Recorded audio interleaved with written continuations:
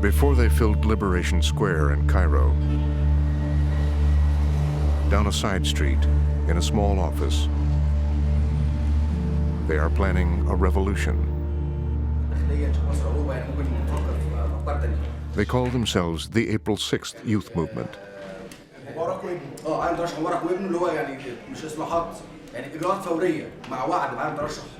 They have a list of demands and a plan, a national protest, fueled by the internet. Ahmed Mar is their leader. Ahmed Maher is a civil engineer, almost compulsively quiet, compulsively limelight avoiding young guy, but very tech savvy. David Woolman from Wired magazine has been reporting inside April 6th movement and watching Mar use the web to spread anti-government messages to eager young Egyptians. In the real world, these governments are good at suppressing assembly. But short of shutting off the internet, the government really can't prevent the people from communicating and convening in this new and incredibly powerful way. Mar was plugged into a network of activists determined to expose the repression in the Mubarak regime. What happened in Egypt in the last few years was that a lot of bloggers were just filming police brutality on mobile phones. The power of a video of seeing in action someone being beaten and tortured and killed is incredibly powerful. It's something that probably words it can't convey in the same sense. Egyptians saw something new and shocking. Graphic images of brutal interrogations taken by the security police. It depicts an Egyptian citizen being tortured and sodomized inside an Egyptian police station. But I personally have published like almost over a dozen of these videos, and only very few of them have been investigated. The movement was born back in 2008 during the planning for a textile workers' strike on April 6th. Ahmed Mar used Facebook and YouTube to organize a national protest. The April 6th Facebook page said, "We call on all Egyptians to go on strike." And from then on, their page became incredibly popular. 60% of Egypt's population is under 30. Even with access to university education, many are unemployed. They seemed ready to be radicalized. These young people in Cairo said, how can we support this? And they launched this group, which, as we know now, swelled to 70, 80,000 people in a matter of weeks. And this caught the regime by surprise. But on April 6th, 2008, the day of the strike, Egyptian security police struck back. They killed 4 protesters and jailed 400 others. Before long, they had tracked down Ahmed Mar. كان ضرب كله بإيديهم في دماغي وضرب على قفايا وضرب على ظهري كده. He was beaten by the security forces. بعد كده كان الأسئلة كلها على ناس أعضاء في جروب الفيسبوك. He says his torturers wanted to know about a virtual friend named Fatima. ما عرفهاش فيس تو فيس، عضو في الجروب. They didn't seem to understand that she wasn't a friend in real life. He was taken in and beaten so that he could give the police the password for the Facebook group when there was no password all along. So that just shows you just how clueless the regime and its security apparatus was. ولا احنا ممكن نعمل فيك نغتصبك ونجيب عصاية وندخلها وحاجات زي كده. Mar gave the security police a false password. He was released. When he is finally released and is back online, you see this feeling of new energy and new anger about the treatment of the people and about the suppression and about the regime. And so this galvanizes the movement. Maher then has more currency because now he's been tortured and he's back at it. And a lot of people I spoke with, they really describe him as the everyman hero. It took 3 more years. Mar and April 6th slowly built a base. They had begun planning by learning from others. They would talk about Mandela, they would talk about Serbia, and they were taking notes. And because of the internet, they were reading about these things. They studied the Serbian student movement, otpor, meaning resistance. Using highly disciplined, nonviolent tactics, the students had successfully toppled Slobodan Milosevic. Srđa Popović was the leader of that revolution. He shared his experience with the April 6th group. One of the key things is to understand that the nonviolent struggle is a form of warfare, because violence contaminates your movement and creates your opponent excuse for using police and military forces. Also, there is this big problem with media and violence. If you have a march of 100,000 people and one single idiot throwing stone, he's going to be the star of the day. The Serbian example highlighted the fact that movements don't need to be violent, especially in Mubarak's Egypt. I mean, violence will backfire. The police are incredibly violent. اولا دربنا في صربيا دربنا على فكره ان احنا ايه هو مفهوم العنف ازاي نقدر Mohammed Adel had been to Serbia to learn the techniques.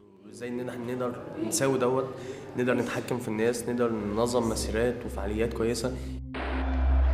An extraordinary act of daring in the country of Tunisia. The President Ben Ali has stepped down. Then Tunisia broke, and as protesters there overthrew their government, Mar and the April 6th activists saw their chance. This was their moment, and they saw it happen, and they jumped online, they jumped on SMS, they jumped on Twitter, and they had each other accessible, 30, 40, 50,000 people right away in this forum. They set a date, a public holiday, January 25th, and issued a call for action. Asma Mahfouz, a young activist with the April 6th movement, decided to film a vlog to encourage Egyptians to join protests on January the 25th, Police Day.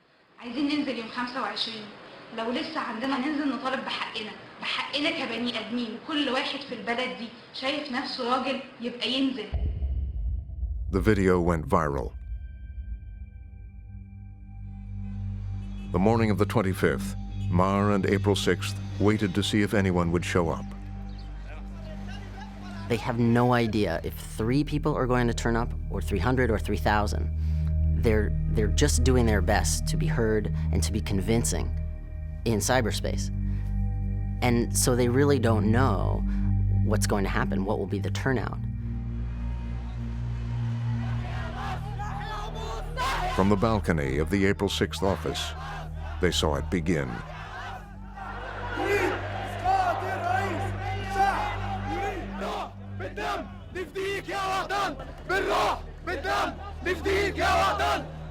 In Egypt, this holiday is called Police Day.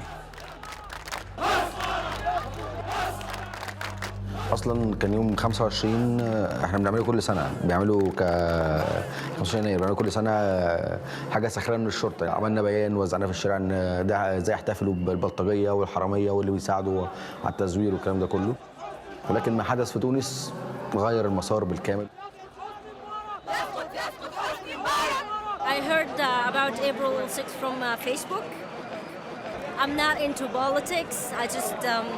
I wanted to do something for my country, something positive. That's the happiest day in my life.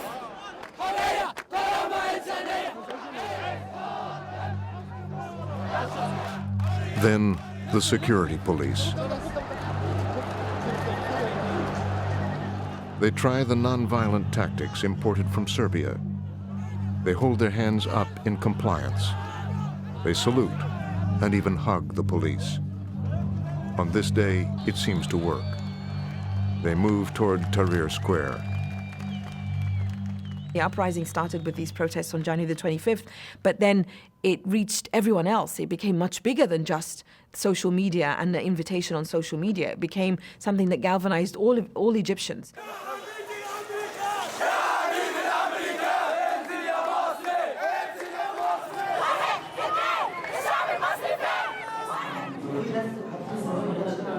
At April 6th headquarters, producer Elizabeth Jones began capturing the first days of what they were starting to call the revolution.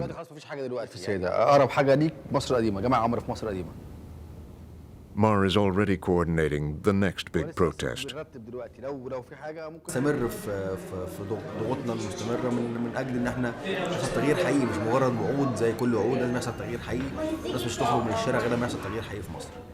A lot of it is really about this innovation. Every night they think about, what can we do next? What can we call an event? The tweet that went around the world, or the million-person march, or the Day of Rage. They're innovating, they're creating. By now, tens of thousands have joined the protests. Clashes have begun with the security police.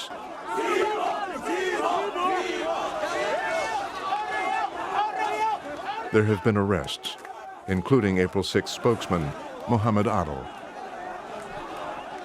مجرد ان الامن شافني في العربيه نزلني من العربيه ونزل فيا طحن الامن نازل فيا بيطحني بالبوكس وبالعصيان كان في اسماعيل الشغال مدير امن القاهره نزل فيا ضرب قال لي خدوه على العربيه غير كده كمان اضافي الضباط في الشارع كله ظابط يشوفني عملتوا ثوره بقيتوا زي تونس خلي الفيسبوك ينفعكم. Mar tries to handle organizing for as many as 100,000 Egyptians who could hit the streets the next day. يوم اتوقع انه اكبر بكتير من يوم ال 25 لان الحشد كبير جدا على الانترنت وعلى الرسائل وحتى الناس في الشارع بتتكلم بصوره كبيره وهيبقى خروج من مساجد كتير في القاهره وفي المحافظات هيبقى العدد كبير في مناطق شعبيه ويتجمعوا برضه عمليات تحرير بس اتوقع ان يكون عدد اكبر بكتير من يوم الثلاث.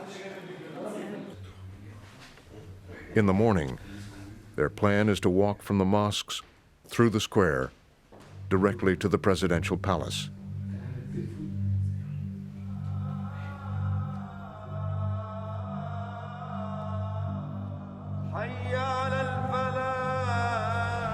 At dawn, the police move into the city.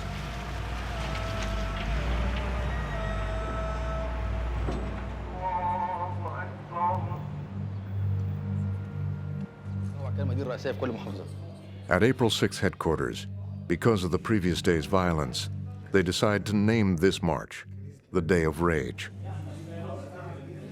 Then the government retaliated.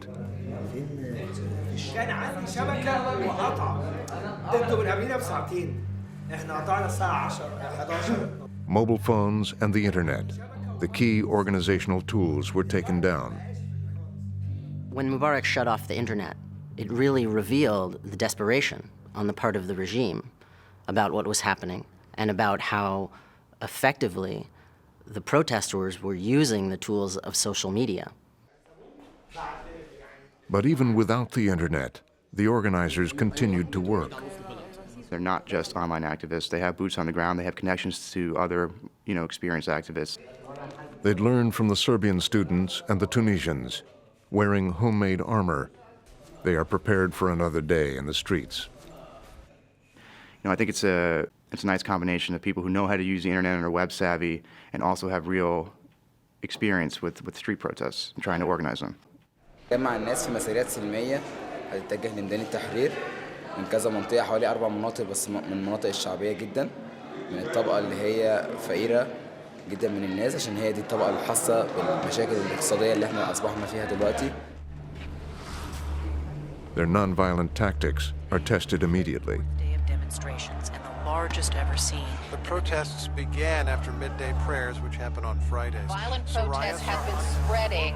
That curfew in place, we've seen provoked by deliberate violence from the police. The air is thick with black smoke and tear gas causing a protest movement. They're calling this an open revolt to spread on social networking sites like Cairo is in lockdown.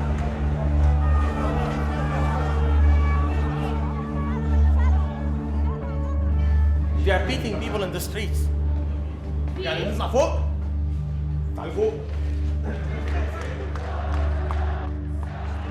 They are prevented by police from getting to Tahrir Square. They are forced up the side roads. the police in hot pursuit.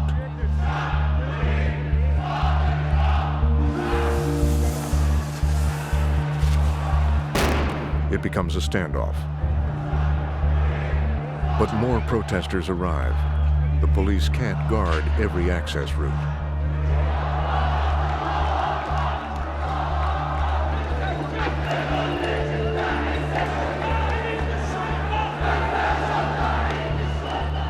Then, everything stops for prayers.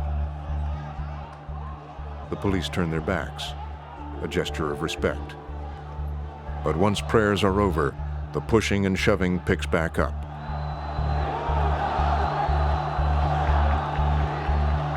And then they break through to Tahrir Square.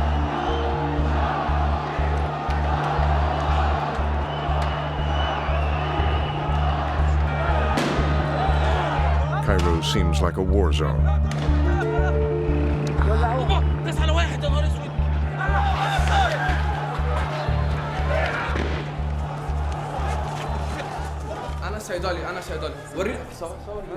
April 6th headquarters becomes a makeshift clinic.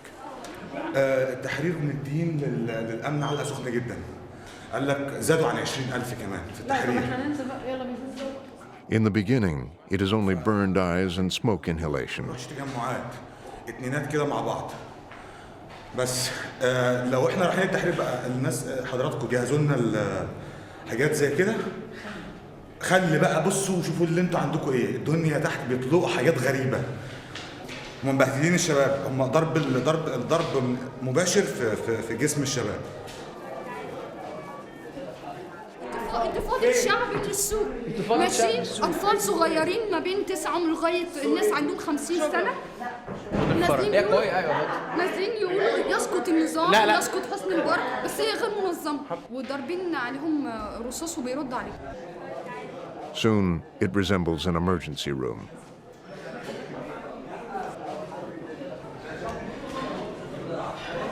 Without mobile phones or the internet, they rely on rumors. مفيش كنيسة اللي بيقولوا بيحموا الكنايس، مفيش كنيسة. ايوه محدش قاصد بس المكان مفتوح محدش داخل الحزب الوطني. الحزب الوطني لا الحزب الوطني جوه. السيدة زينب الاسم مفيش حاجة. الاسم ده هي مش اسم البابا يولع. And his followers they are being beaten in Giza Square, and some news about 4,000 soldiers from the army are in the streets. In the square, the crowds are growing and the tension is mounting.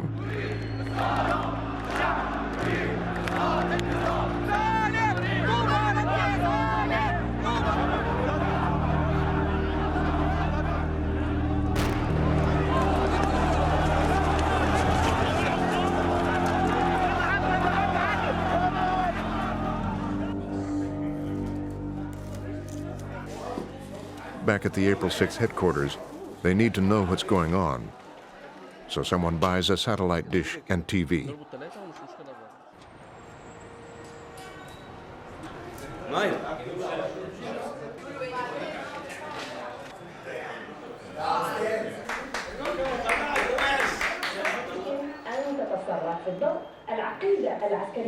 That night, they watch the national headquarters of the ruling party burn. And then a pivotal moment. The army is now on the streets. The police have been completely withdrawn. The protesters are delighted.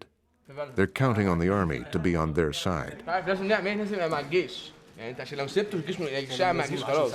عشان الناس ما تخافش. ارجع لورا وصور كل واحد.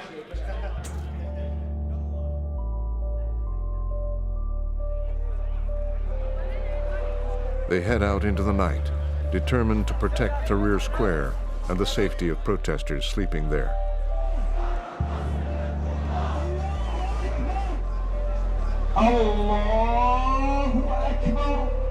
And now they have gained the support of the Muslim Brotherhood.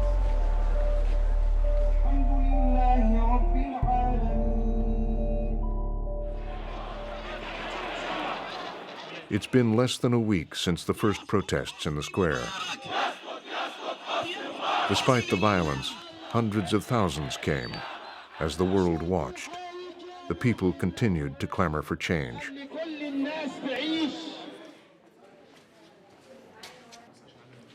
Ahmed Mar wants to make sure April 6th plays a role in that change.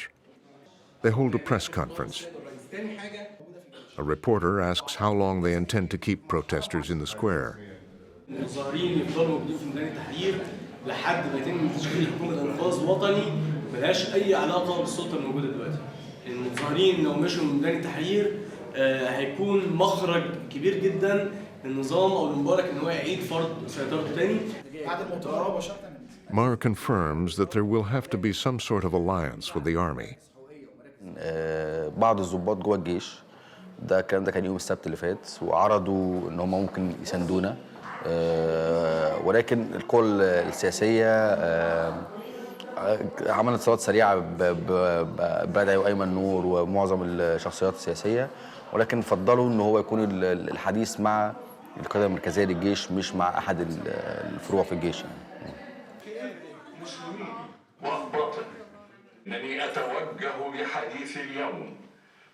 They watch as President Mubarak finally addresses the nation on state television.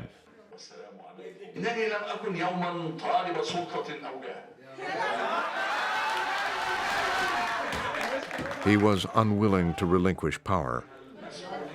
The reaction is to take to the streets.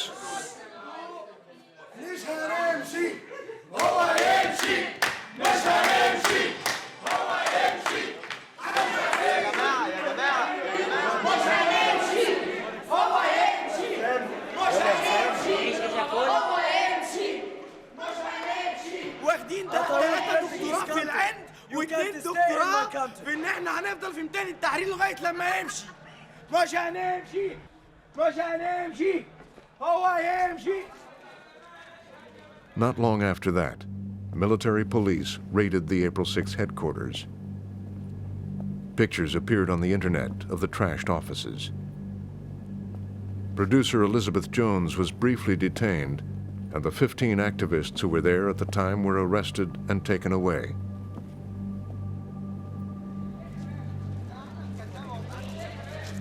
In the days that followed, we lost track of Ahmed Mar. He and April 6 were in the thick of it with the crowd.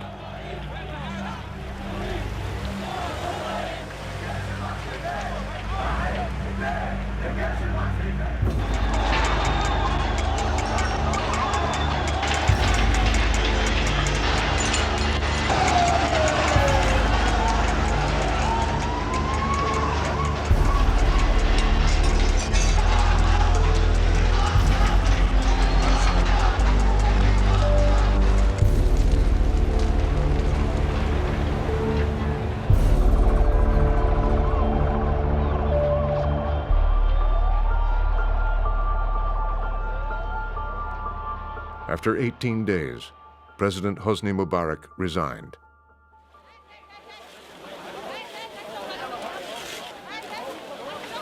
During the cleanup, we found Ahmed Mar surrounded by reporters. I mean, what are the achievements and what more needs to be done now? أهم حاجة إن الشعب صحي، دي أهم نقطة. لو كانت حصل تغيير نخبوي والشعب لسه نايم ما كانش يبقى تغيير، لكن الشعب صحي وعرف حقه وعرف ازاي يطالب بحقه وعرف قوته. الشعب أقوى من الأمن المركزي. In the days that followed, new protests spread through the Middle East. In Yemen, Bahrain, in Jordan, Iraq, in Iran, and Libya. Already, the activists in Egypt are reaching out to friends and peers in neighboring countries. The fact that the people have finally put their foot down and said, enough is enough.